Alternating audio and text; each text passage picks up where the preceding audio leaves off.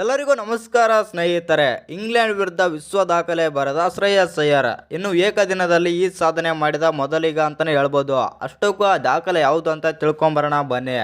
ಅದಕ್ಕಿಂತ ಮುಂಚೆ ಯಾರೆಲ್ಲ ಚಾನಲ್ಗೆ ಸಬ್ಸ್ಕ್ರೈಬ್ ಮಾಡ್ಕೊಂಡಿಲ್ಲ ಸಬ್ಸ್ಕ್ರೈಬ್ ಮಾಡ್ಕೊಂಡು ಬೆಲ್ ಐಕಾನನ್ನು ಇಟ್ಕೊಳ್ಳಿ. ಹಾಗೆ ವಿಡಿಯೋಗೊಂದು ಲೈಕ್ ಕೊಡೋದು ಕೂಡ ಮರಿಬೇಡಿ.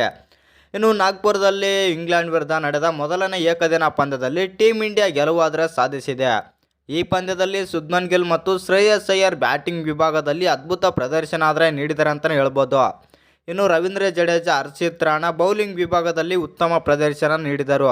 ಈ ಸಂದರ್ಭದಲ್ಲಿ ಶ್ರೇಯಸ್ ಅಯ್ಯರ್ ಮತ್ತು ಹರ್ಷಿತ್ ರಾಣಾ ಒಂದು ತಲಾ ಅಪರೂಪದ ದಾಖಲೆಯನ್ನಾದರೆ ಬರೆದಿದ್ದಾರೆ ಅಂತಲೇ ಹೇಳ್ಬೋದು. ಆ ದಾಖಲೆ ಏನು ಅಂತ ನೋಡೋದಾದರೆ, ಮೊದಲನೇ ಪಂದ್ಯದಲ್ಲಿ ಶ್ರೇಯಸ್ ಅಯ್ಯರ್ ಅವರು 36 ಎಸೆತಗಳಲ್ಲಿ 59 ರನ್ ಗಳಿಸಿದರು. ಇನ್ನು ಮೊದಲನೇ ಪಂದ್ಯದಲ್ಲಿ ಅಯ್ಯರ್ ಅವರು 36 ಎಸೆತಗಳಲ್ಲಿ 59 ರನ್ ಗಳಿಸಿದರು. ಇವರ ಬ್ಯಾಟಿಂಗ್ ಪಂದ್ಯದ ಗತಿಯನ್ನೇ ಬದಲಾಯಿಸಿತು ಅಂತಲೇ ಹೇಳ್ಬೋದು. ಈ ಅರ್ಧಶತಕದ ಮೂಲಕ ಶ್ರೇಯಸ್ ಅಯ್ಯರ್ ಅವರು ಹೊಸ ದಾಖಲೆಯನ್ನಾದರೆ ಬರೆದಿದ್ದಾರೆ. ಹೌದು ಸ್ನೇಹಿತರೆ, ಶ್ರೇಯಸ್ ಅಯ್ಯರ್ ಏಕದಿನ ಕ್ರಿಕೆಟ್ನಲ್ಲಿ 4ನೇ ಕ್ರಮಾಂಕದಲ್ಲಿ ಬ್ಯಾಟಿಂಗ್ ಮಾಡುವಾಗ 50ಕ್ಕಿಂತ ಹೆಚ್ಚು ಸರಾಸರಿ ಮತ್ತು 100ಕ್ಕಿಂತ ಹೆಚ್ಚು ಸ್ಟ್ರೈಕ್ ರೇಟ್ನೊಂದಿಗೆ 1000ಕ್ಕೂ ಹೆಚ್ಚು ರನ್ ಗಳಿಸಿದ ಮೊದಲ ಆಟಗಾರ ಎಂಬ ಹೆಗ್ಗಳಿಕೆಗೆ ಪಾತ್ರರಾದ್ರ ಅಂತಲೇ ಹೇಳ್ಬೋದು.